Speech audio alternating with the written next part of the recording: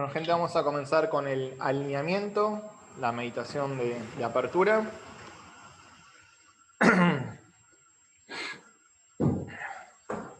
Espalda recta. Aflojamos las tensiones del cuerpo.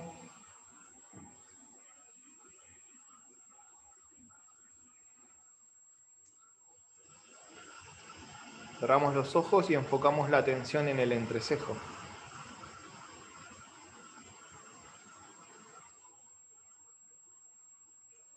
Y realizamos 3 respiraciones lentas, suaves, uniformes y profundas, inspirando y exhalando por nariz. Comenzamos.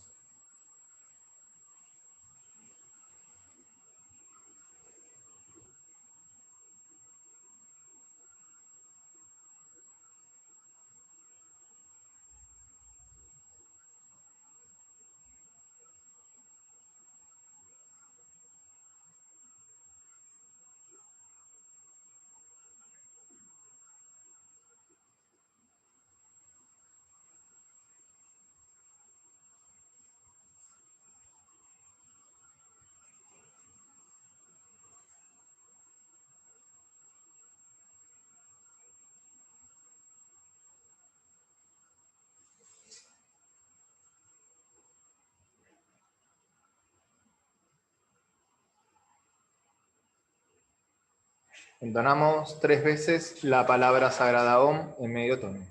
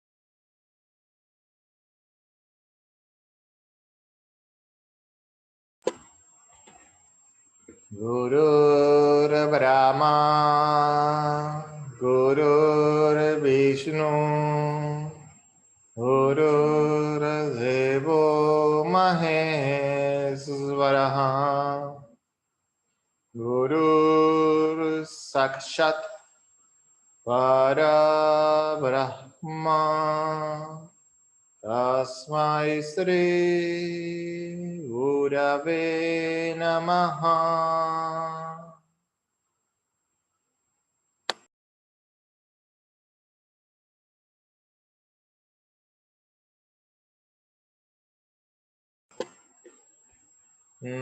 Namaskarams, Master.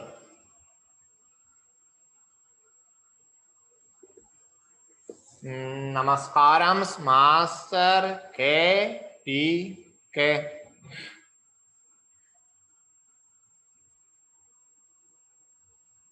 Namaskarams, Master.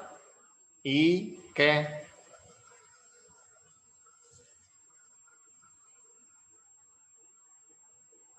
Namaskaram, Master MN.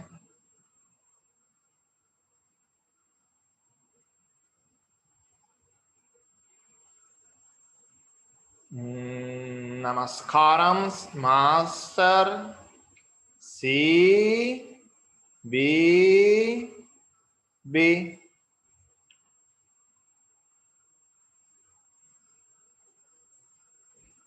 Namaskaram, Master CBB.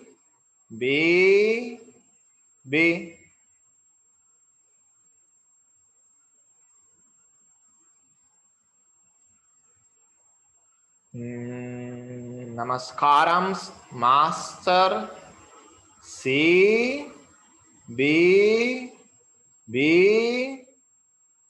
to your lotus feet.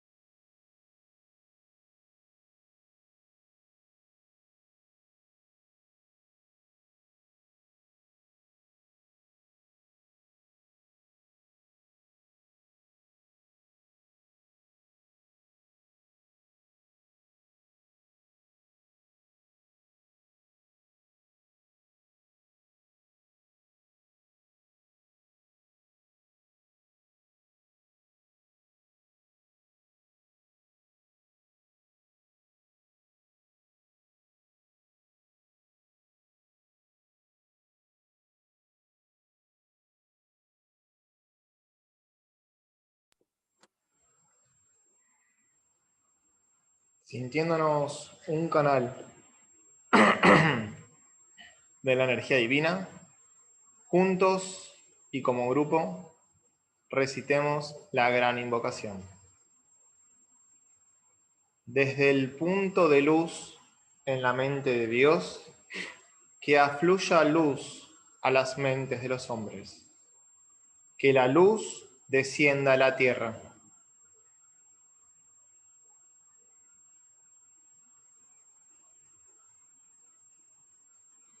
Desde el punto de amor en el corazón de Dios, que afluya amor a los corazones de los hombres.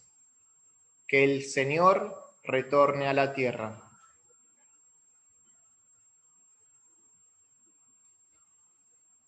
Desde el centro, donde la voluntad de Dios es conocida, que el propósito guíe a las pequeñas voluntades de los hombres, el propósito que los maestros conocen y sirven.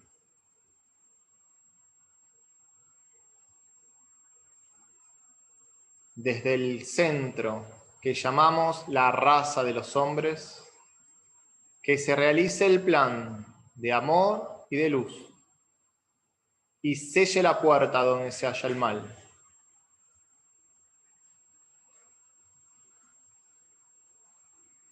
Desde el avatar de síntesis que está aquí, que descienda su energía a todos los reinos y eleve a la tierra hasta los reyes de la belleza. Que la luz, el amor y el poder restablezcan el plan en la tierra. Que la luz, el amor y el poder restablezcan el plan en la tierra. Que la luz, el amor y el poder restablezcan el plan en la tierra.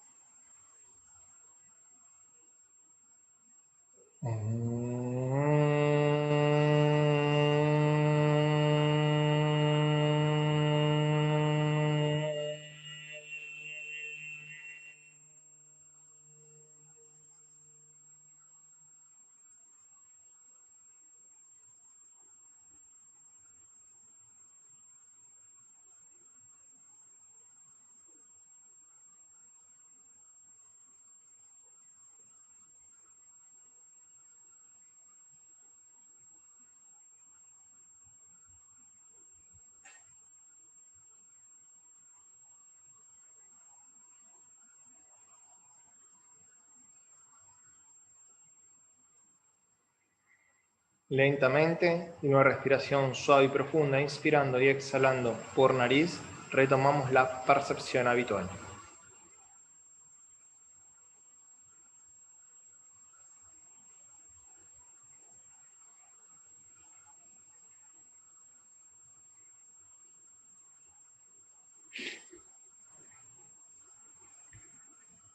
Bueno, gente, bienvenidos los que se fueron sumando.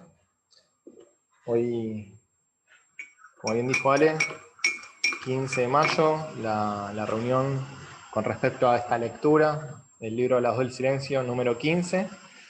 La semana pasada vimos las estancias 73, 74 y 75, como ahí marca, se ve en la pantalla. Y los temas que tocamos, ahí bien dice, la glándula pineal, la glándula pituitaria, la relación entre el alma y la personalidad, y también el hombre viejo, el hombre nuevo, en relación al factor tiempo, ¿no? Hablamos también del tiempo psicológico, de las cristalizaciones que suelen haber a modo de programas, sobre todo inconscientes, que no nos permiten ver la frescura del aquí y ahora. Bueno, en función de esto, también se trató en la semana en el grupo, se mandó variada información, así que estamos ya preparados para continuar con nuestra investigación de este texto tan interesante, en el que lo vamos trabajando muy despacito, pero creo que con gran intensidad. Sí, es Así que como que bueno, lo Ale. trabajamos a modo de meditación, ¿no? Es como que cada tema sirve después también para tenerlo como semilla para meditar, ¿no? Por eso también lo Tal hacemos cual. tan despacio. Tal Porque cual, en tal cual. realidad el objetivo también es como compartir un espacio profundo, que nos eleve, y bueno, a partir de la excusa que es este libro, ¿no? Que es, ni más ni menos, La voz del silencio. Así que bueno, seguimos.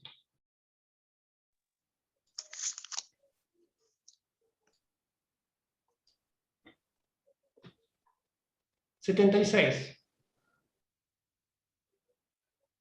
No creas que la concupiscencia puede ser eliminada gratificándola y saciándola, ya que esta es una abominación inspirada por Mara.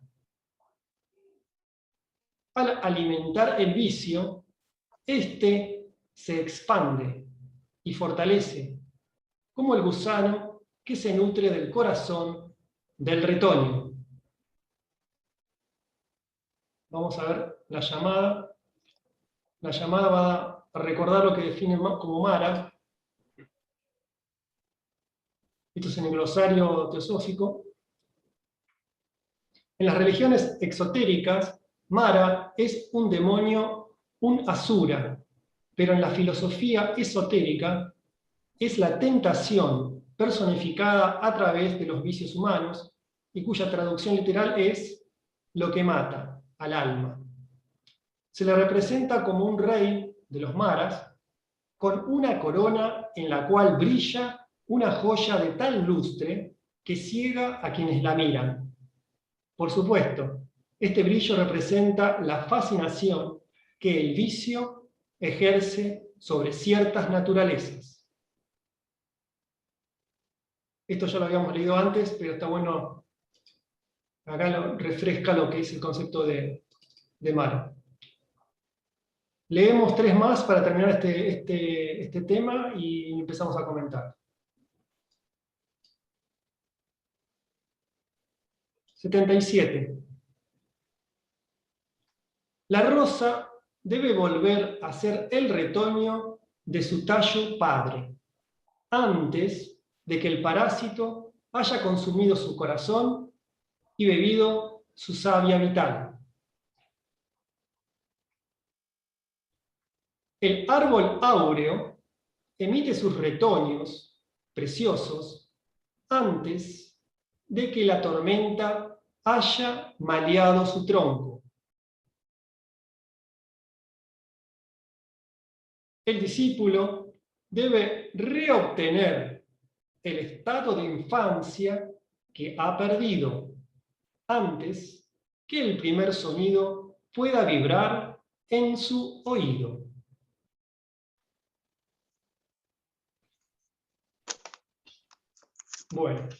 Bueno, a ver, acá hay 2 temas que son totalmente distintos, como Alejandro separó. Por eso voy a ser bastante breve con respecto a la primera sentencia que habla de los vicios, y me voy a extender un poquito más con respecto a este segundo tema, con estas analogías de la rosa, el árbol y el recién nacido, ¿no es cierto? Con respecto al tema de la primera sentencia, cuando habla de los vicios, yo algo había adelantado el sábado pasado, cuando dije que, para mí, según mi interpretación, Blavatsky va más profundo acá, cuando habla de vicios. La madre de los vicios, la raíz, entre comillas, del pecado, o la base de los deseos, es el deseo de vivir de la personalidad.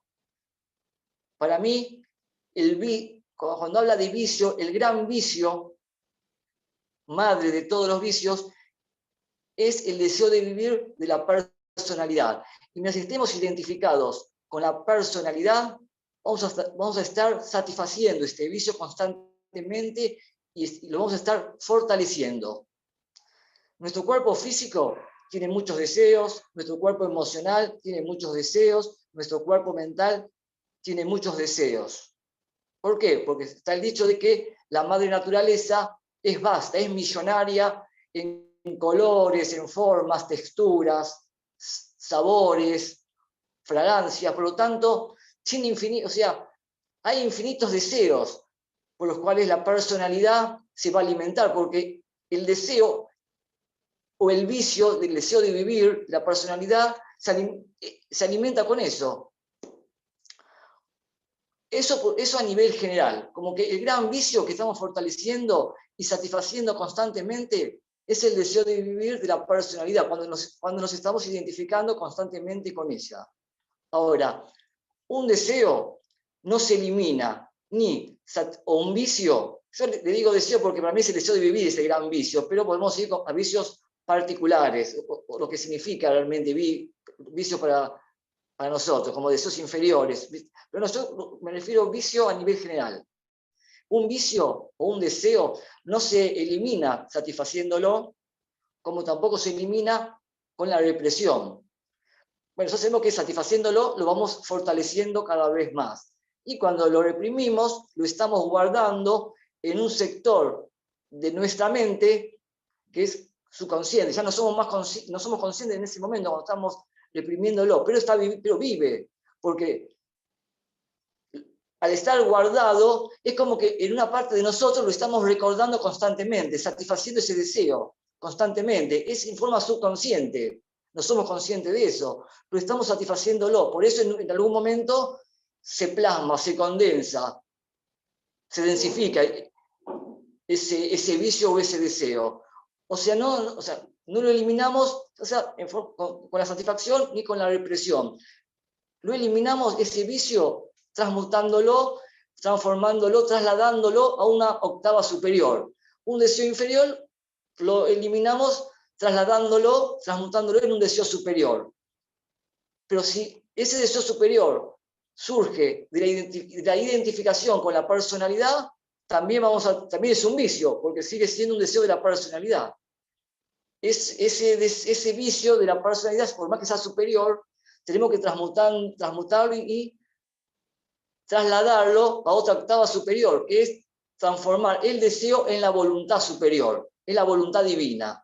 No se haga mi voluntad, sino la voluntad de Dios. Ahí se elimina cualquier vicio y cualquier deseo de la personalidad. Eso con respecto al primer tema, de los vicios y deseos. No sé, Alejandro, si querés que hablemos con todas las sentencias o hablemos primero de esta sentencia y luego pasemos a las otras tres que están relacionadas. ¿Cómo crees que hagamos, Ale? No, hablamos general, si querés, como surja. Si querés, seguí y después vamos intercambiando, no hay problema. Sí. Bueno, está bien. Bueno, entonces, con respecto a la primera sentencia, esa fue mi interpretación. Con respecto a estas nuevas sentencias, de las cuales habla de la rosa, del árbol, con respecto a la primera sentencia, esta sentencia la voy a dividir en dos partes. Uno es cuando dice que habla que la rosa debe como que volver a nacer. La rosa es el alma. Y está hablando de un segundo nacimiento. Dice, antes de que se consuma el corazón, el antes de que el parásito, el antes de que la tormenta, el antes de que del primer sonido, lo voy a dejar para después. A dar mi interpretación de lo que significa el parásito, la tormenta o el primer sonido. Ahora, con respecto al tema de la rosa, nos está diciendo que el alma tiene que volver a nacer. El alma, la conciencia, tiene que tener un nuevo despertar, un nuevo renacer. Y me voy a referir bastante hoy a los evangelios. Con respecto a este tema del nuevo nacimiento, lo tenemos en el diálogo entre Cristo y Nicodemo, cuando Jesús le dice que uno debe nacer de nuevo para ver el reino de Dios. Inclusive después le dice, uno tiene que nacer del agua y del espíritu para entrar en el reino de Dios. En este tema tenemos dos interpretaciones. esotéricas, de un primer nivel y un segundo nivel. El primer nivel es que el nacimiento uno puede relacionar al espíritu con el fuego, nacimiento a nivel espiritual, y el agua con la materia. Entonces, uno está el nacimiento que todos tenemos de la materia, de nuestros padres, y le hablo de un segundo nacimiento espiritual, de un nuevo despertar de conciencia, que es el nacimiento a través del fuego, del espíritu. Y luego viene otra interpretación, siempre es esotérica porque está hablando de un segundo nacimiento para el alma, en el espíritu. Y luego hay una segunda interpretación más sutil, que es: el agua representa lo femenino, el amor; el espíritu, el fuego, el elemento masculino, la sabiduría. No sé, como que este segundo nacimiento para el alma se basa en el amor y la sabiduría, que son las dos características del plano búdico. Amor, que es la compasión universal, y la sabiduría a través de la intuición y la inteligencia, verdadera inteligencia. Nos está hablando, no sé, en la primera sentencia de un segundo nacimiento, un segundo despertar del alma. Vemos después lo que es el parásito.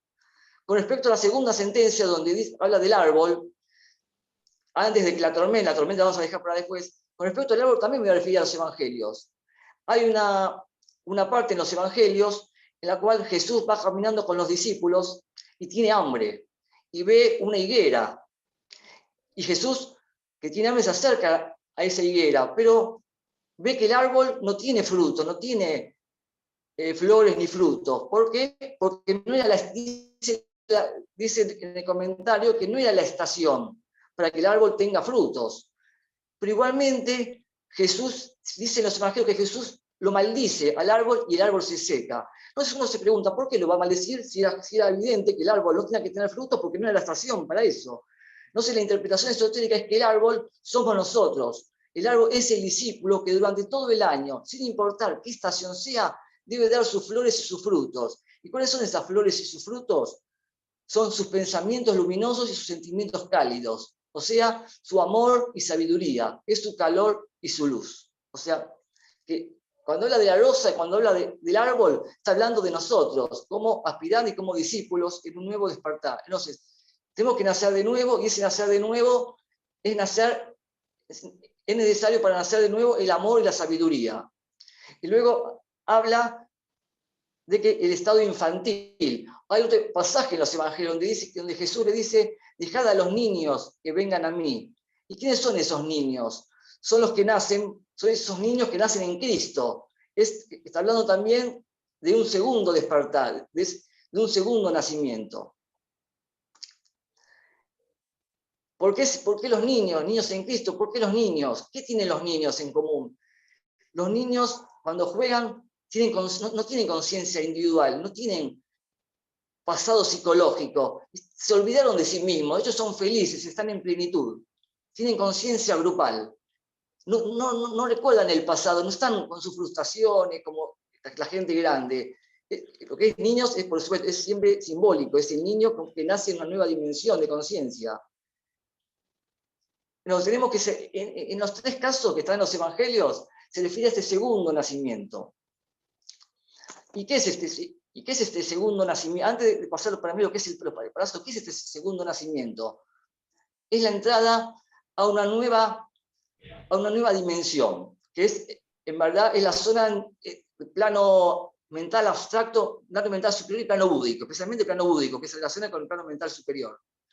Es el plano búdico, zona del amor y la sabiduría. Se dice que no es una zona de tiempo, es una zona de espacio, donde es una zona de cielo infinito, porque en esa dimensión, porque es como un niño, porque uno nace a algo nuevo, no sabe lo que es. Las herramientas que tenía antes, que eran la mente, que es la mente con la que razonamos, con la que comparamos, con la que juzgamos, con la que medimos, esa mente es obsoleta en esta nueva dimensión, no sirve. Por eso somos como niños, tenemos que aprender todo de nuevo con una nueva estructura psicológica divina. Esa estructura nueva psicológica en principio es la mente superior. ¿Cuáles son las características y esencia de la mente superior? Es la paz interior, una gran paz, una gran plenitud, silencio y vacío creador. ¿Por qué? Porque uno necesita, porque la mente acá se tiene que hacer receptáculo de las nuevas, de esa intensidad. No es una mente pasiva, no es una mente mística, es una mente muy dinámica, porque tiene que ser el receptáculo de las vibraciones que giran, que vibran a una velocidad infinitamente superior. La persona no tiene los instrumentos para captar, por eso se dice que es el mundo de la intuición, de intuiciones. Las intuiciones son como relámpagos, y tiene que aprender a descodificarlo. La mente, la que utiliza siempre para el estudio, para mucho, como dije antes, para juzgar, para medir, ya no le sirve, es obsoleta acá. Necesita otro tipo de mente, llamada no mente, que es esa mente abstracta que se integra al corazón, porque el plano búdico es la región, se dice, del corazón, pero no es que la mente se disuelve, porque esta mente superior se integra al plano búdico. Por eso se le llama corazón inteligente o inteligencia amorosa. Están ambas integrados, no están aniquiladas. La mente no se aniquila, porque en cualquier momento, porque para cumplir con sus obligaciones kármicas, necesita la mente concreta, la mente que razona, la mente que compara, que juzga, que mide, pero simplemente para cumplir con sus responsabilidades kármicas. Para el otro no, necesita otro tipo de mente, que Krishnamurti la llama la no mente, que es ese vacío creador donde aprende todo de vuelta. Ahora, ¿qué es para mí lo que es? Habla del parásito. Ese parásito que consume el corazón y que consume el corazón y como que chupa toda la savia. Ahora, ¿cuál es mi interpretación? Acá cada uno puede tener su propia interpretación. ¿Cuál es mi interpretación de eso? Existe un corazón inferior y un corazón superior. Lo que a mí se refiere es que ¿y qué es la savia? La savia es todo el interior de la planta, del árbol. Y en el hombre, ¿qué es la savia? Es la sangre. Y la sangre está relacionada con los sentimientos. Entonces, y con el corazón. O sea, ¿qué es lo que se consume? Es toda la estructura psicológica que tenía antes como personalidad. Se dice que uno en ese plano búdico encuentra una energía muy poderosa, de alto voltaje. Se la llama fuego consumidor y los alquimistas lo llaman una energía, un disolvente, que disuelve, un disolvente universal. ¿Qué es lo que disuelve? ¿Qué es lo que se disuelve? ¿Qué es lo que se consume? Toda esa estructura psicológica con la que estaba trabajando siempre antes del despertar, en la cual la estructura psicológica nos decía que yo tengo un nombre, yo soy un nombre, yo soy Alejandro, yo soy esta forma, yo soy padre, yo soy hijo, yo soy tío, abuelo, hermano, yo soy estudiante, soy maestro, soy carpintero, soy comerciante, soy profesional. No, toda esa estructura se disuelve. Hay otro pasaje en los evangelios que habla que Jesús le dice: si amás más a tu padre, a tu madre, a tu hijo o a tu hija más que a mí, no sos digno de mí. Es decir, que lo que se pretende acá es una disolución, se consume toda esa estructura psicológica de la que ya hablé antes. El discípulo en ese plano es yo soy. Y yo soy luego aquello yo soy. ¿No sé? Pero como yo soy, es la gran síntesis de empezar, es un niño en Cristo, es yo soy. ¿Se va entendiendo ese tema? Sí, muy bien, Ale.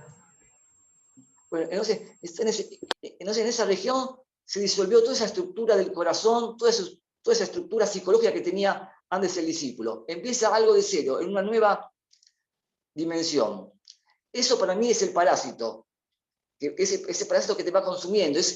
Para mí no es algo negativo. Alguien puede tomarlo como algo negativo, puede haber una interpretación de cualquiera de los ales, de ustedes, lo pueden tomar como como algo negativo, noche oscura del alma, o el consumir los residuos kármicos, que también se puede relacionar, porque también al consumir toda esa estructura psicológica va consumiendo, se va disolviendo todos los residuos kármicos que hacen al hombre, que son los que reaccionan para seguir con la estructura psicológica de antes.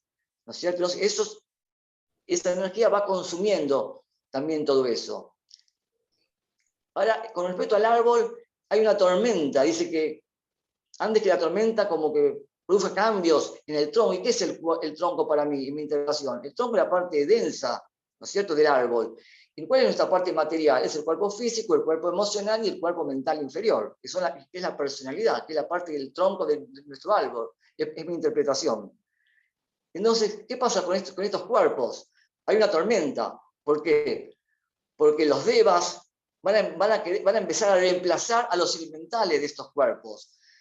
Estos tres cuerpos van recibiendo energías muy poderosas, de alto voltaje, energías etéricas de los planos superiores, búdico, ágnico, monádico, dádico, a medida que el discípulo va ascendiendo a las iniciaciones.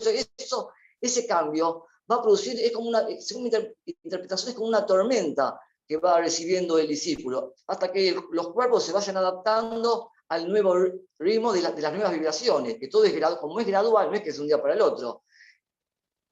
Es todo muy lentamente, pero en esa lentitud el discípulo siente como una tormenta en la cual en algunos momentos, digamos que tiene mayor preponderancia los devas en uno, y en otros momentitos, por más que el discípulo esté despierto, porque dice, ¿cuál es el requisito?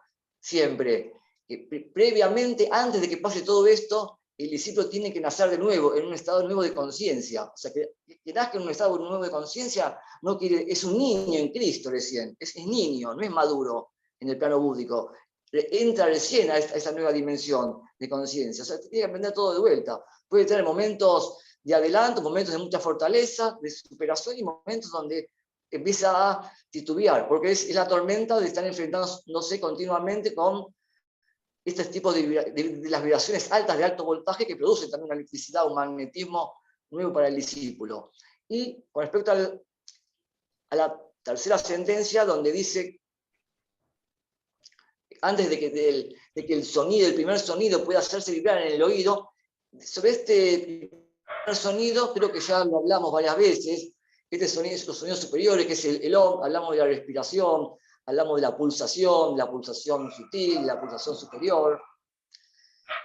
Pero para escuchar que es la voz del silencio, para escuchar esta voz del silencio, previamente necesitamos entrar en nuestro sendero, que también lo hablamos, en nuestro sendero interno, que es el corazón, a través del pranayama, de la respiración, y a través de la pulsación, abrir la puerta de este sendero interno de nosotros. Eso creo que ya lo hablamos, y eso seguir explicándolo lo sale, o cualquiera de ustedes. Bueno, esta es en principio, a ver, primero quiero ver si me había dado unas cositas.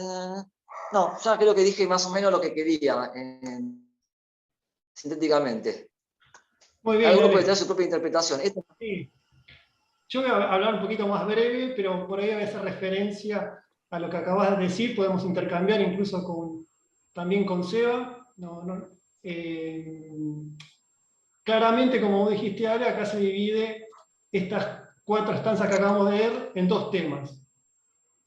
La primera, que trata el tema de los vicios de nuevo, es algo recurrente en esto, porque es lo que significa la importancia que le da al tema de eliminar los vicios, que es con la primera estancia, y las otras 3 con todo este tema que ya veníamos hablando también, que es el hombre viejo y el hombre nuevo. Está relacionado también con eso, lo podríamos relacionar, ¿no?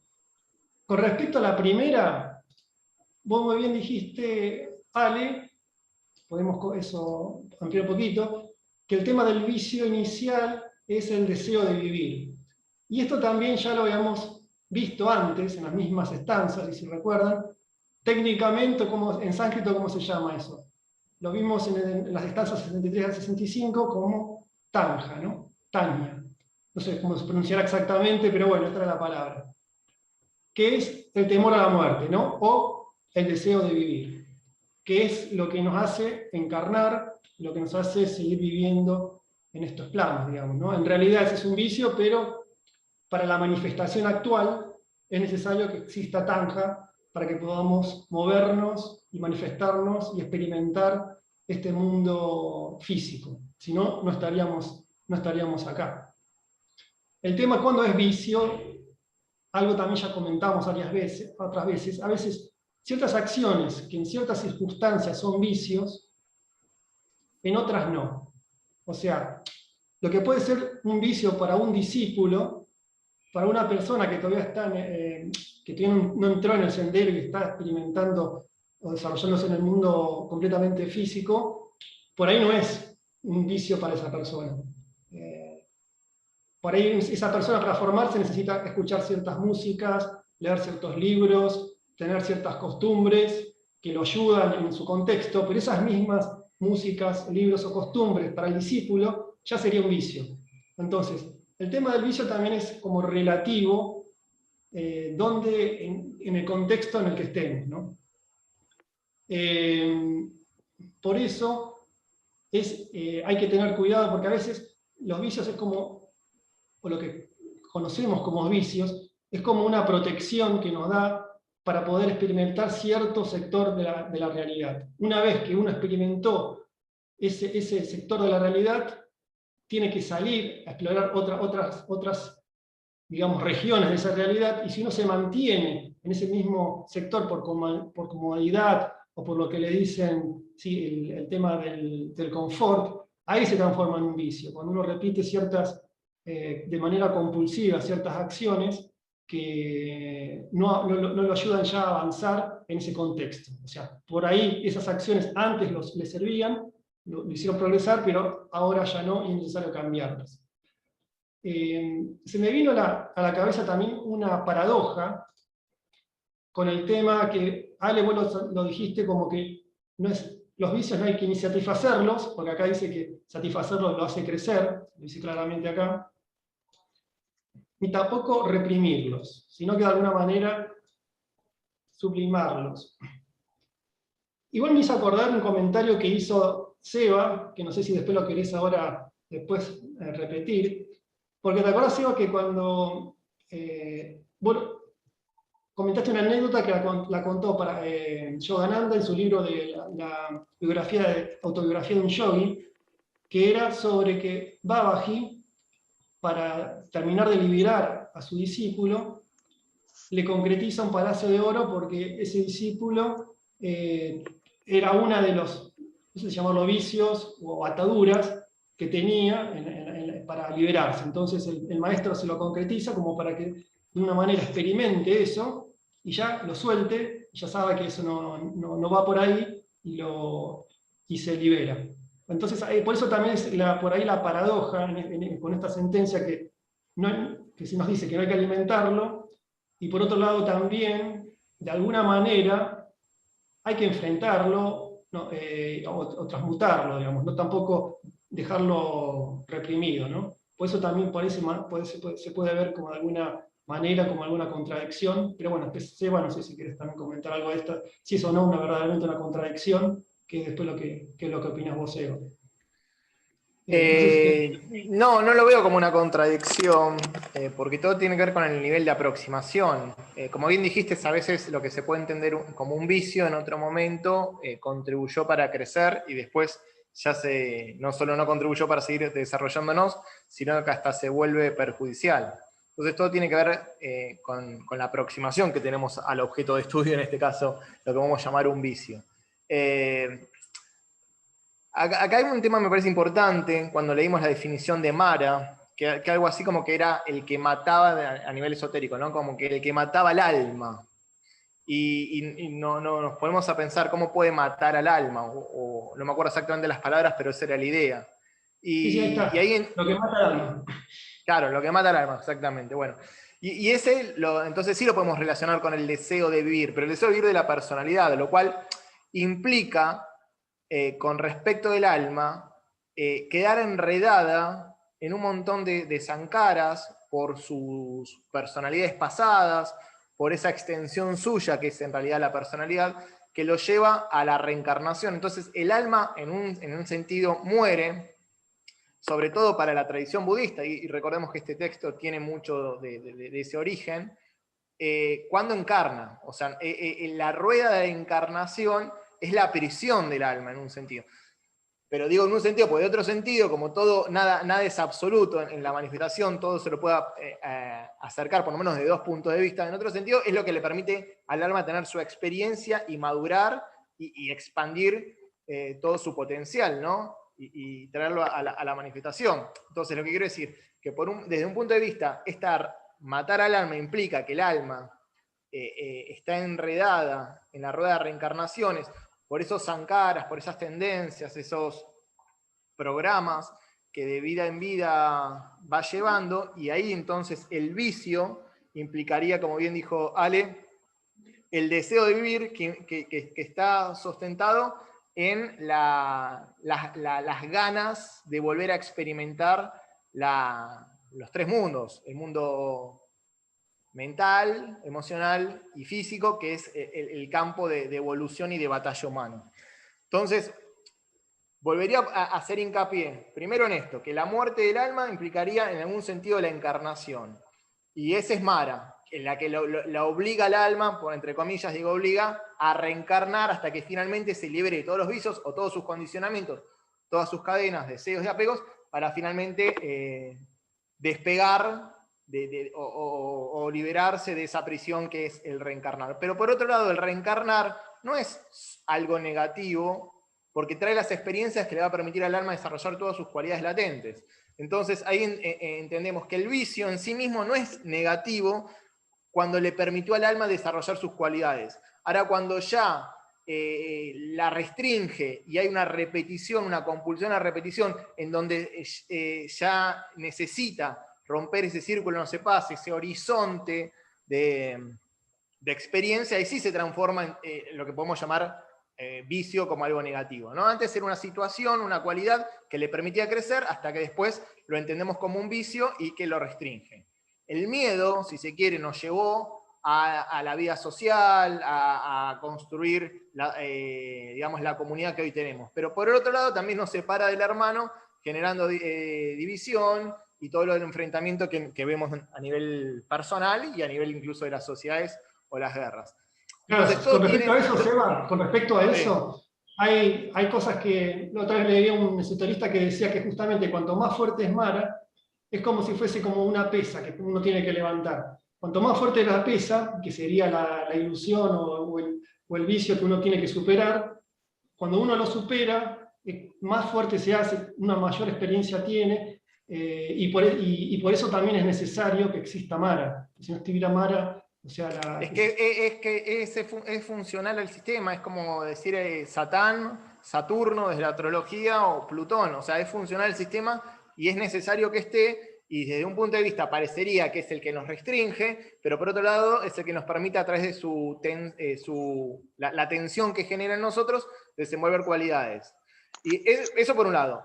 Por otro lado te dice que cuando algo ya sí lo interpretamos como restrictivo, es decir, a modo de vicio, no se puede superar ese nivel de conciencia realimentándolo continuamente. Es como echar gasolina en el fuego, no es que vamos a apagar el fuego de ese modo. Entonces nos está diciendo, no desgastes energía ahí, que la energía te sirva para crecer en otra dimensión y retrotraete. Entonces ahí entramos en pratyahara, interiorizar los sentidos para, con esa energía no dispersa a través de los teléfonos de los sentidos, poder expandirnos en otra dimensión, o sea, crecer desde adentro.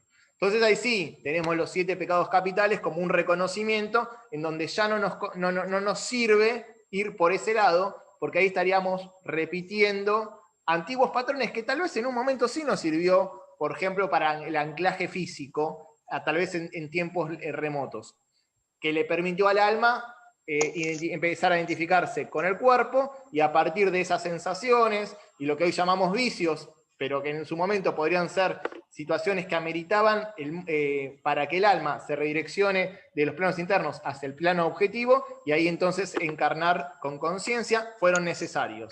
Pero esa misma reiteración pasada se transformó en un patrón que hoy, para el retorno al hogar, digamos, para seguir creciendo, lo interpretamos como vicio.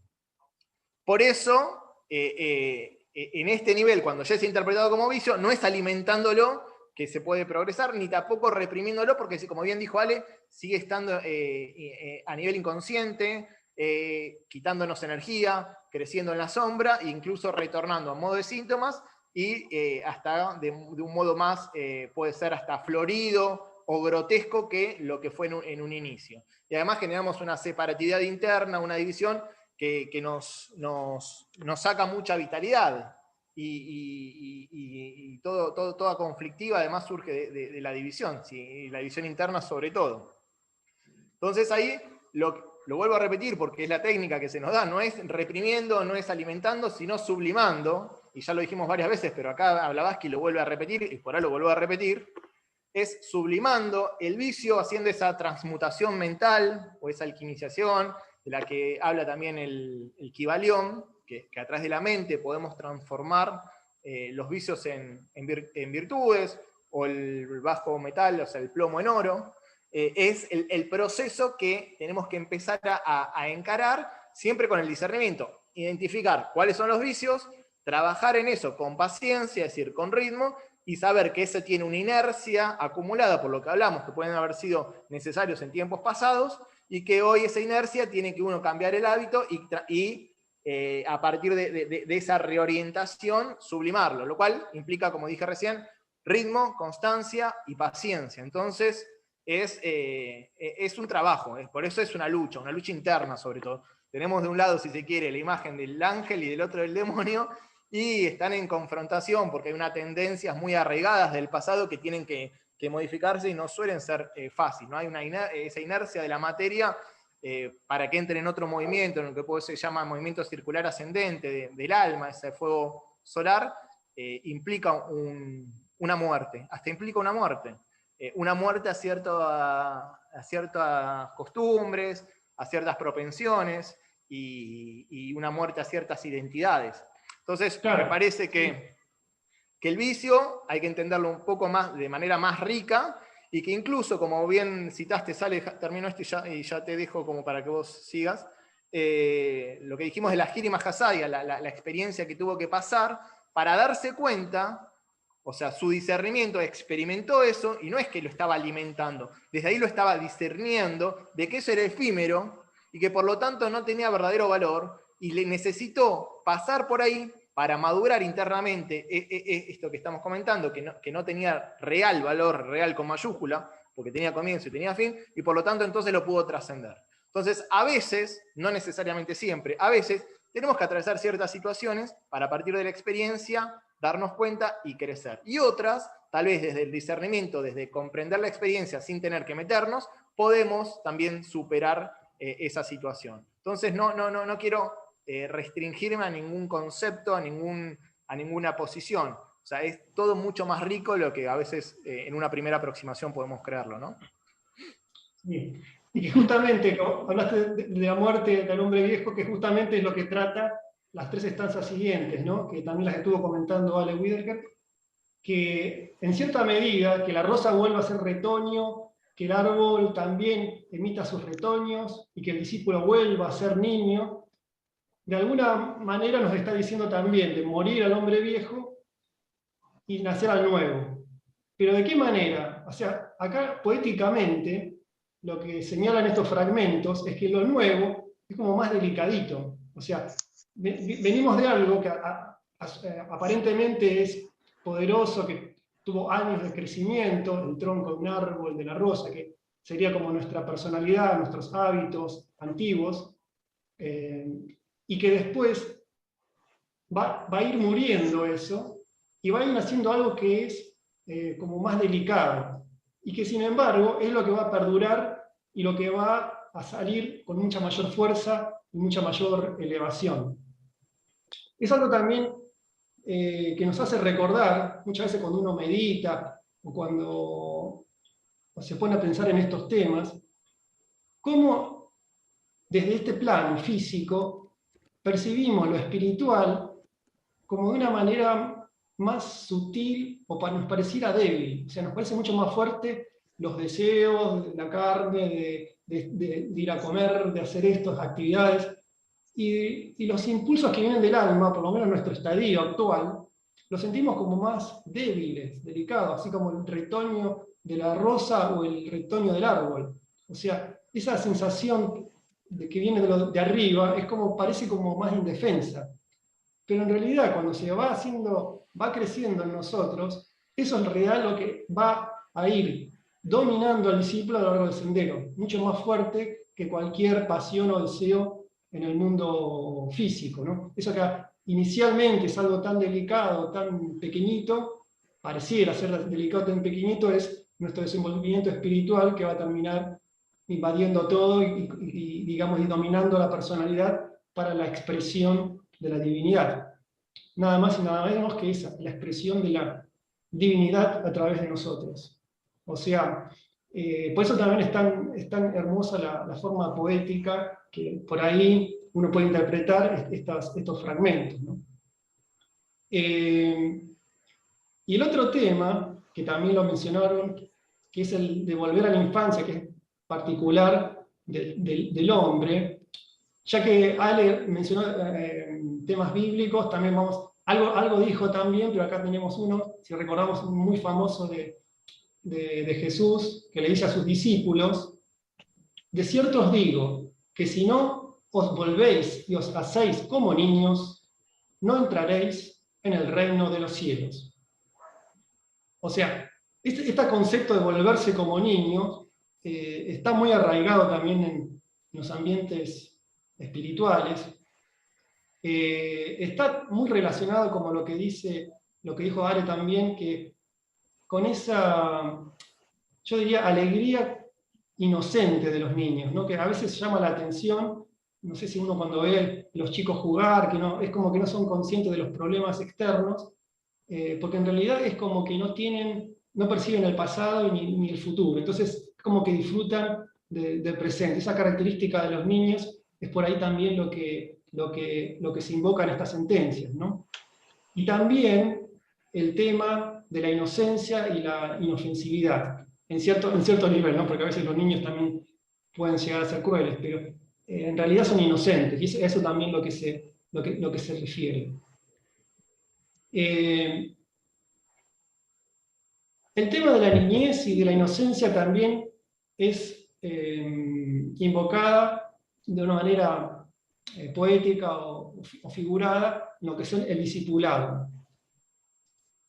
Acá vamos completando esto que ya les mostré en otra ocasión, estamos armando este cuadrito para hacer las analogías entre acá, por ejemplo, el discipulado y las distintas etapas del sendero, y vemos que en el desenvolvimiento del discípulo está primero aspirante, probacionista, discípulo aceptado, y después hay una categoría que a veces algunos llaman, que es el hijo del maestro. Algunos, antes de convertirse en maestro, algunos lo recordarán como Master Children o MC, que es un estado cuando el discípulo está mucho más cercano al maestro, que uno le hace recordar, siguiendo con los temas bíblicos, a la relación de Jesús con Juan, ¿no? Jesús tenía 12 discípulos cercanos, los apóstoles, y tenía uno como que si fuera el hijo, en realidad, que sería Juan, que es el discípulo más cercano. Entonces esto también es como que el tema de hijo está relacionado con lo de la infancia y con esa actitud de inofensividad y de inocencia, ¿no? Que acá también, entonces, todo eso se resume en la estanza 79. Y se nos dice que justamente, entonces, retornar a la infancia sería desprendernos de todo el antiguo hombre, de nuestras antiguas costumbres o nuestra personalidad, y subordinarla al nuevo hombre, a esa alma que va emergiendo a la luz del sendero, que va emergiendo conscientemente en estos planos. Y ese estado de infancia es entonces lo que nos dice que tenemos que tomarlo antes de que se escuche el primer sonido.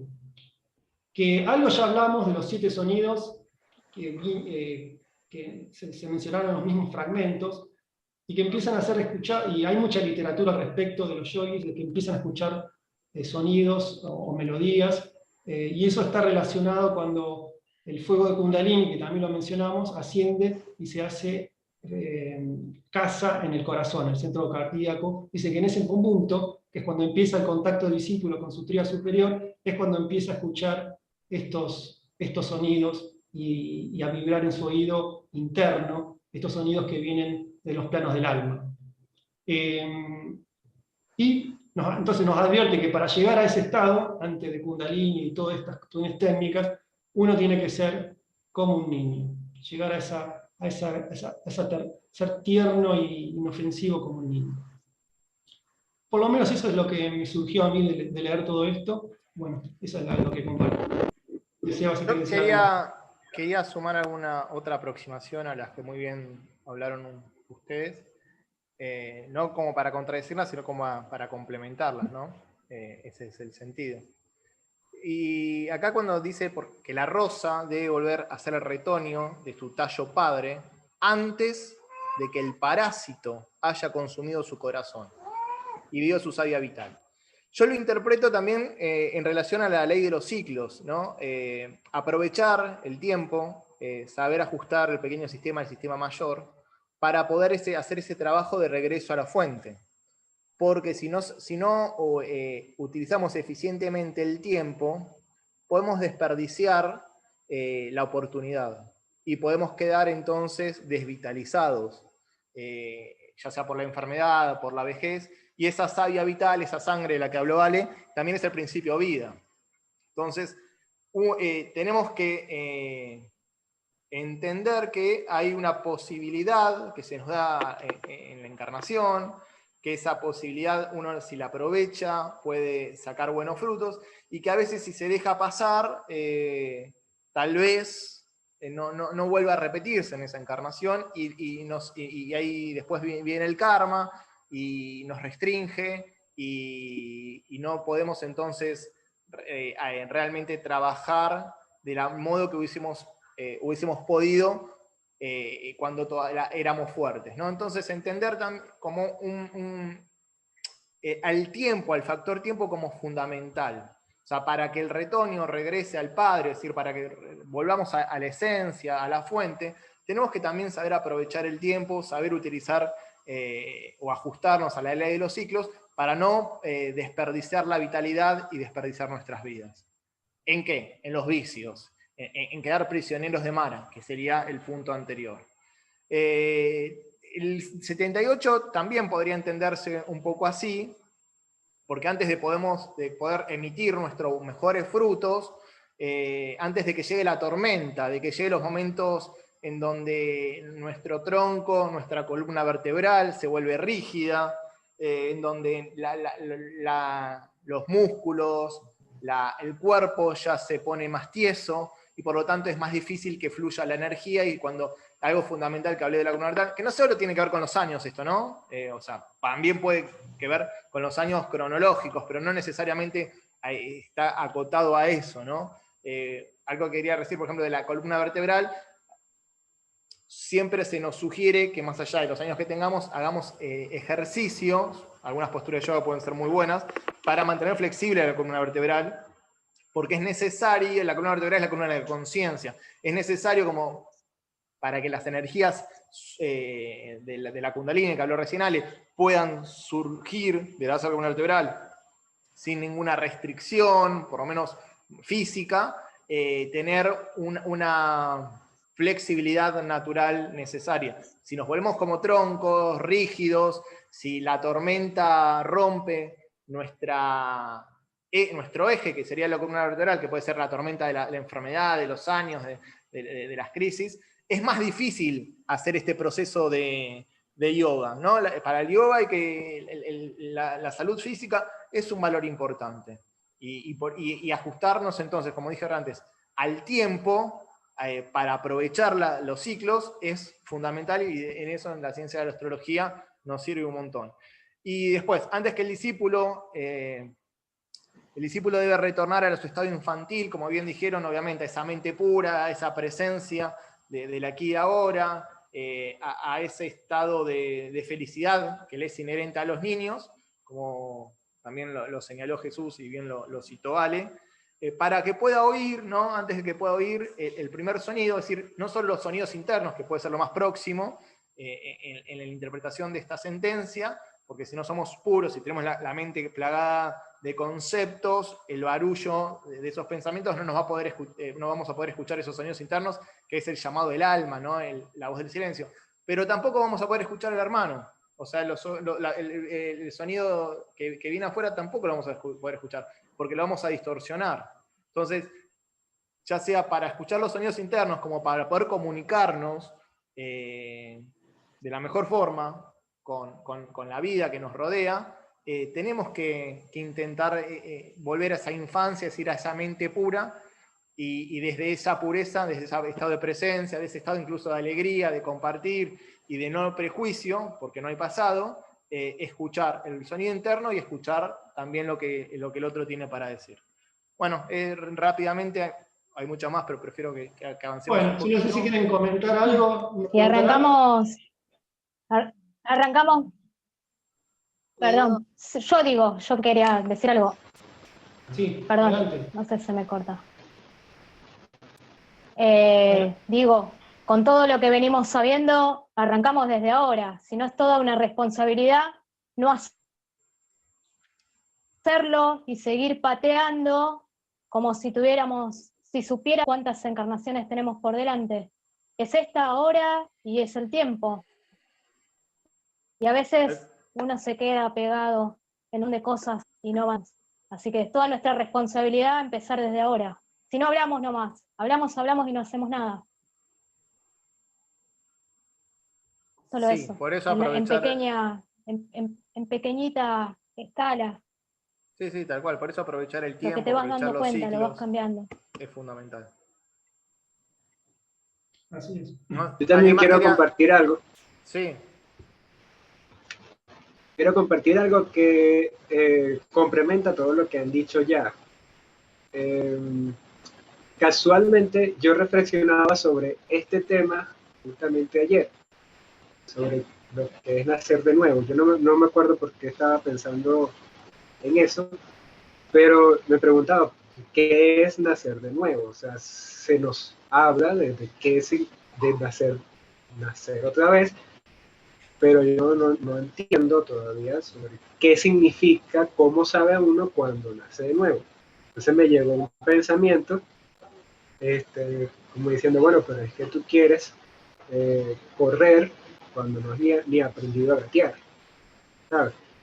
Entonces, claro, entendí que, porque en mi cabeza pensaba que cuando una persona nace de nuevo, pues nace como que ya sabiendo todo, como que ya nací de nuevo, entonces ya soy un iluminado. Entonces, no, más bien es como que una serie de etapas donde tú al nacer de nuevo estás comenzando desde el inicio. Entonces, cuando uno nace, ni siquiera sabe gatear, no sabe hablar, no sabe nada. Uno está en una etapa de aprendizaje, de captación del mundo. Es un mundo completamente nuevo que está conociendo.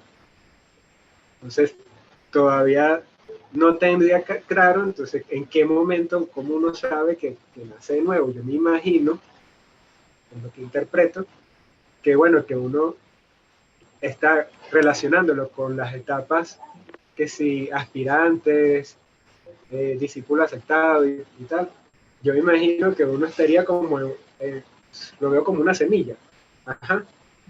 Eso, lo veo como si estuviese más bien dentro de la etapa intrauterina, porque uno está como que formando, o sea, en mi caso yo todavía tengo aspectos de la vieja vida, por decirlo así, o sea, tengo apegos, temores, normal, no puedo decir que he nacido de nuevo a una vida espiritual, sino que eso se está construyendo. Hasta que llegue un momento en que, bueno, ya no sabría decir si cuando uno ya es discípulo, ya esas son especulaciones mías, pero sí quería compartir esto, pues, ¿qué significa nacer de nuevo? A lo mejor una persona lo proyecta, lo ve como que ya es una persona nueva, cuando en realidad lo que está es entrando a una etapa totalmente nueva, que se va a construir un nuevo ser, que ya sería imagino el camino, el sendero. Eso. Tal cual. Es interesante, como que hay un periodo de gestación también, querés decir. De la misma manera que en Es, el nacimiento físico hubo una gestación de 9 meses, para el nacimiento, este segundo nacimiento, el nacimiento espiritual, también hay un proceso de gestación a lo que podríamos llamar el sendero del discipulado, aspiración, probacionista, etc. O sea, como que se va formando para eventualmente sí dar a luz a un nuevo estado de conciencia, o sea, la conciencia crística. Sí, hay muchos modos de abordar esa idea. Bien dijo Ale, un sentido también es el nacer a la conciencia del Buda, a la conciencia del Cristo, a través del amor y la sabiduría, o sea, del agua y el fuego, en esa renovación, o el mismo nacimiento que tiene la persona cuando el primer padre fue el padre biológico y el segundo padre es el padre espiritual. También se lo puede entender como un segundo nacimiento, el nacimiento al conocimiento del gurú interno o del maestro. O sea, hay muchos modos de tomar esta cita, esta interpretación, pero sí está bueno recalcar lo que vos hiciste, es que hay también, seguramente, como todo nacimiento, si hacemos la analogía, un proceso de gestación, que no es de un día para otro, en este sentido, ¿no? Sí, lo que Perdón, también podríamos decir. quería reflexionar sobre algo. Dale, sí. Cuando nos referimos al renacimiento, pero digamos que sería un renacimiento diferente, donde ya tenemos imbuida o absorbida una serie de sabiduría, información o datos, porque si no repetiríamos un ciclo como básico de nacer al niño que no tiene, digamos, no está libre de todas las necesidades físicas y mentales. Digamos, es un renacer con una preparación diferente. No sé cómo explicarme, pero una reflexión de que no es un renacer. O sea, decir, hoy renazco, ponele, tuviste vamos a ponerlo de una manera más coloquial, burda, tuviste un accidente, renacés y decís, mi ser renació, pero renaciste con toda la, digamos, lo mental, el condicionamiento. Entonces, ahora es como que hay que hacer un trabajo para renacer desde un lugar más virtuoso, por decirlo de algún modo. Tal cual, por eso acá John habló del periodo de gestación, lo cual implica a generar algo diferente. No es que de un momento para otro, aunque es verdad que el tiempo no existe, que se puede romper toda limitación vinculada al tiempo cuando nos damos cuenta que el tiempo no existe. Pero no quiero entrar por ahí para no complicarla. Lo que plantea acá nuestro compañero es que este renacer implica una gestación, o sea, hay nueva información que va madurando en nosotros y a partir de esa información que madura genera una nueva criatura, un nuevo ser. Entonces sí hay algo diferente a lo que había. Por eso hay una gestación. No hay una repetición en lo que estamos tratando de decir. Por eso dice nacer del agua y del fuego, o sea, nacer del amor y de la sabiduría. Y antes era de la carne, y la carne tenía que ver con los apegos materiales. O sea, esa nueva gestación implica entrar en otra dinámica de conciencia. Por eso no es una repetición. Claro, Sí, también ¿Puedo lo que agregar? podríamos. Sí, adelante. Que yo puse la manito. Se me ocurrió buscar en el diccionario la palabra concupiscencia, ¿no? Y dice que tiene que ver con los deseos y los placeres deshonestos. Acá lo que dice es lógico que si lo gratificás, es decir, para mí tiene que ver mucho con el cuerpo astral y que si lo exacerbás, te va a absorber eso y te lleva a otro plano de conciencia. Ahora, por Mara vamos a pasar todos, es decir, esto la imagen del gusano que se nutre del corazón del retoño es como la tierra, digamos, apaga ese fuego del corazón para mí, ¿no? Y la rosa, como que de pronto el hijo tiene que mirar al padre. El padre sería el tallo, ¿no? Para mí. Porque si no hace eso, y es dominado por estos placeres, el parásito no solo le consume el corazón, sino que también le consume la savia vital, que es la energía ancestral, digamos, es la energía de reserva. Y también lo que me gustó mucho, esto del árbol áureo, digamos, emite sus retoños preciosos antes que la tormenta, y la tormenta para mí tiene que ver con el éter y con el aire, porque lógico, el tronco, digamos, es sutil a los vientos, ¿no? Y digamos, se mantiene firme. Y es un poco la actitud que tenemos que, yo de pronto también tengo que tener en las tentaciones, por decirlo de alguna manera, y reorientar a la infancia, esto de la inocencia, que ya lo dijeron, ¿no? Pero lo que me conmueve más, antes que el primer sonido pueda vibrar en el oído, es decir, el llamado es como de total humildad, porque ya pasamos por Mara. Cuando hacemos conciencia que estuvimos en Mara, el mirar al Padre nuevamente y ser como niños, ¿no? Diciendo, yo estoy acá, no sé nada, que se haga tu voluntad, creo que es lo que va a hacer que esto se, no sé, crezca concretamente. Esto es lo que yo siento, ¿no? Sí, Eleonora, vos también resaltaste cosas interesantes acá, por ejemplo, que dice antes, tanto de lo de la rosa tiene que mirar al Padre antes, y el árbol también tiene que emitir sus preciosos retoños antes. O sea, lo que nos está indicando que antes de que se disuelva nuestro pasado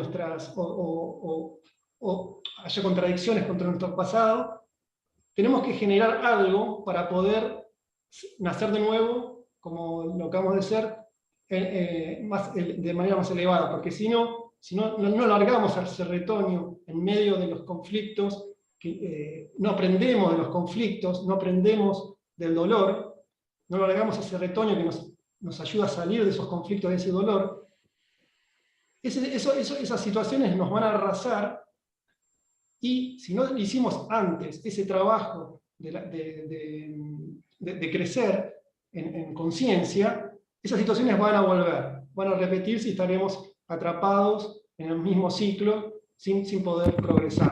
Eso sería también, está relacionado con el tema de los vicios, que es como compulsión a seguir a ciertas actividades que ya no son útiles, o cosas que todavía no terminamos de aprender. Por eso, antes de que se arrase con todo eso, es necesario sacar ese retoño para poder nacer nuevamente en el alma. Y finalmente, para también comentando lo que decía John o Silvia, el tema de esta palabra de renacer o nacer de nuevo. Si uno ve como la constitución del hombre, que ya la mencionamos varias veces, tenemos una personalidad, un alma y un espíritu. Y actualmente la conciencia, que es una propiedad, o una propiedad del alma, está identificada con la personalidad, con nuestros vehículos físicos. ¿Qué significa nacer de nuevo? O sea, nacer de nuevo quiere decir cambiar de identidad, cambiar de la identificación con la personalidad, o sea, que la conciencia identificada con la personalidad, cambiar esa identificación hacia el alma, hacia su origen verdadero, que sería nuestra alma. Y eso es lo que nos lleva a concretar cuando iniciamos el sendero del discipulado. Ir cambiando la conciencia identificada con ese hombre, que sería el hombre viejo de nuestra personalidad, ir cambiándola a medida que uno avanza en el sendero, elevando esa conciencia hasta que finalmente somos conscientes del alma, conscientes de la unicidad de todo, conscientes de la hermandad, que no solamente de una manera intelectual, sino vivencial. Entonces, al cambiar esa identificación, cambiamos nuestra identidad, y eso es lo que significa nacer nuevo o nacer un hombre nuevo. O sea, reconocerse como lo que originalmente fuimos, por eso dice lo que perdimos. Originalmente somos esa alma que está encarnando, pero que se olvidó de que es alma al estar encarnada. Entonces, retornar a ese estado de infancia sería retornar la conciencia hacia el alma, identificarnos nuevamente con esa alma, y esa sería como renacer de nuevo, que en realidad es renacer en lo que originalmente somos. Eso Con también respecto a lo que se habló, nuestro compañero que habló de la gestación, muy interesante lo que dijo del tema de la gestación, está la concepción, la gestación y el alumbramiento, ¿verdad? La concepción es el inicio, digamos que la concepción es el inicio en el sendero espiritual, en el inicio del sendero del discipulado. La gestación es el sendero del discipulado. La gestación se produce en el interior de la madre, en una zona oscura. Todavía sigue siendo de una manera personalidad. Porque imaginen en este ejemplo, cuando el líquido se transforma en vapor, hasta un determinado grado sigue siendo líquido. De repente se avanza un grado más y se transforma en vapor, no queda nada de líquido. O sea, por eso cuando preguntó nuestro compañero, ¿cuándo nos damos cuenta de este segundo nacimiento? Indudablemente la única forma de darnos cuenta es cuando nacemos de vuelta, porque un grado antes seguimos siendo líquido. Estamos todavía, tenemos algo de oscuridad, seguimos siendo una personalidad. Tal vez una personalidad, por supuesto, mejorada, ¿no es cierto?, decorada, maquillada por el sendero, pero seguimos siendo personalidad. Recién cuando despertamos, cuando el líquido un grado más se transforma en vapor, ahí se produce es algo instantáneo, es como una iluminación instantánea que tenemos a una nueva dimensión de conciencia. Entonces, ¿cuándo nos damos cuenta? Yo creo que recién nos damos cuenta cuando nacemos de vuelta. Mientras tanto, mientras no nos demos cuenta es porque seguimos siendo una personalidad, por supuesto, una personalidad llena de virtudes, llena de trabajo interior, pero siempre personalidad, por más que empecemos a aumentar en intensidad nuestra pureza, pero sigue siendo una personalidad que se está interiorizando, que está tratando de ascender, pero todavía estamos en la gestación, tenemos oscuridades, que es lo que habló nuestra compañera, todo lo que es Mara, todo lo que es el mundo astral, que todavía estamos inmersos y nos influencian demasiado. Bueno, no sé si quieren hacer otros comentarios más, porque ya tendríamos que ir cerrando. También se habla de, ya como falta un par de minutos no tiene sentido volver a leer otra cosa. También se habla, que es algo equivalente a lo que planteaste vos recién, Ale, el proceso de batido, ¿no? La leche cuando se bate, después de ahí surge la mantequilla. De repente no estaba y en el mismo, aunque está en esencia, a partir del batido, esa leche se vuelve mantequilla. Como bien decís, entonces, sabemos con certeza cuando ese proceso culmina, cuando se nace. Pero no obstante, nosotros estamos trabajando en esa oscuridad de que hablaste, interiormente, en la gestación. Estamos creciendo interiormente de la misma manera que crece adentro del vientre de la madre el niño, ¿no? Que al principio no se lo nota y después se empieza a notar cada vez más, y quiere decir que interiormente empieza a reverberar hasta que finalmente no se sabe bien el día, pero llega un día en donde cambia de estado y nace al mundo. Bueno, nosotros igualmente interiormente vamos trabajando, vamos haciendo ese proceso de batido, transformando la leche en mantequilla hasta que finalmente de un batido a otro, o sea, de un movimiento a otro, aparece la mantequilla, o como vos dijiste, sale, de un grado a otro, el agua se volvió vapor, y ahí entonces tenemos claramente nuestro cambio de conciencia, nuestro nacimiento a una nueva dimensión.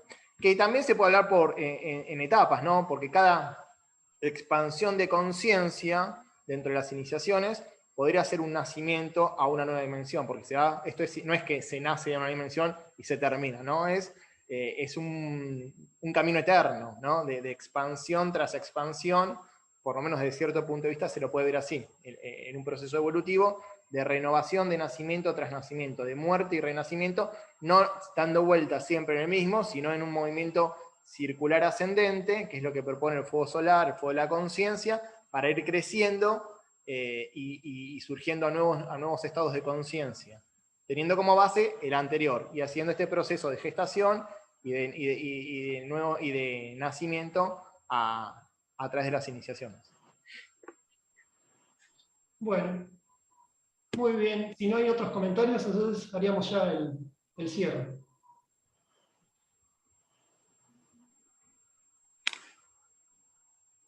Bueno.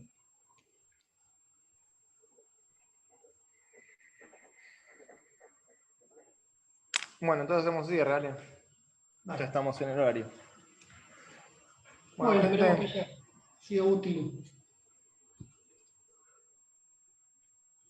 sí, estuvo bueno. Por lo menos a mí me gustó. Bueno, hacemos el cierre. Meditación de cierre.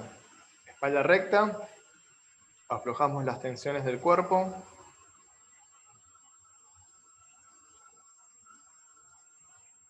Enfocamos la atención en el entrecejo.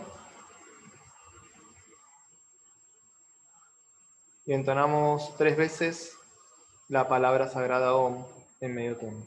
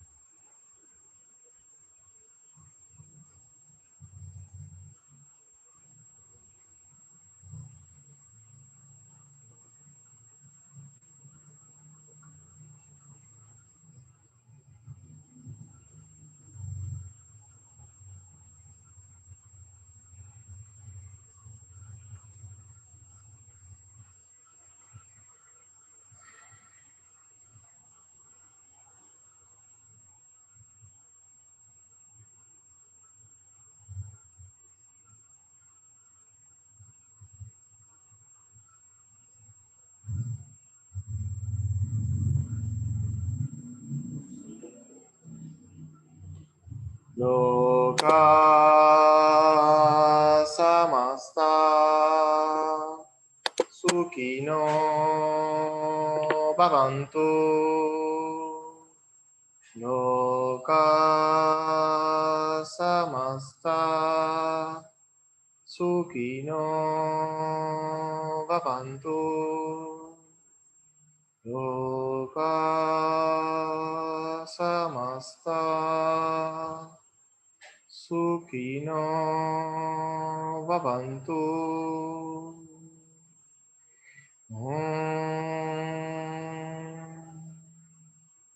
Shanti, shanti, shanti.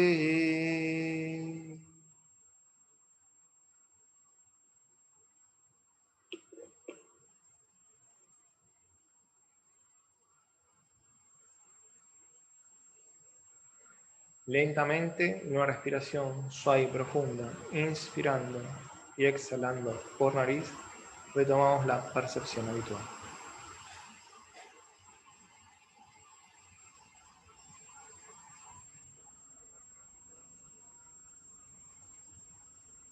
Namaste, muchas gracias, gente. Gracias. Gracias a todos. Recuerden que seguimos en contacto vía el grupo. Si alguno no está, acá hay una persona que me pasó el teléfono. Voy a tratar de sumarlo. Y los que no están y se quieran incorporar al grupo de WhatsApp para en la semana estar en contacto, bueno, bienvenido sea. Y si no, hay otras actividades, las cuales también organiza la biblioteca, la WLTT, en las que están todos invitados. Se comparte la grilla todos los días y también el sábado próximo, si no nos vemos por el mismo horario, mismo día, 7 de la tarde. Gracias. Gracias, gente.